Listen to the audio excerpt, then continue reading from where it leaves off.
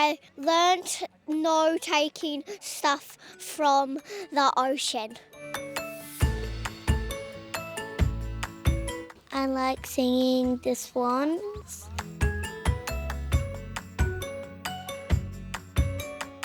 Hello, my name is Megan Veal. I am head of the ELC at Castlefield in Brighton. The children are really excited about our excursion today, learning beyond the classroom. Getting out and about within our local community. We're going to be exploring the Ricketts Point rock pools, identifying the sea creatures and connecting to nature.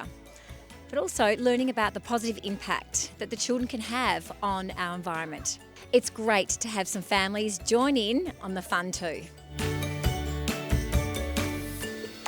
My name is Rebecca. I'm a sessional educator from the Gould League. So today's program is called Beach Secrets, and the students get the opportunity to explore Ricketts Point Marine Sanctuary. So they'll visit 2 habitats, the rock platform and the sandy shores. And then to finish, we'll do some play-based activities that help to support their learning.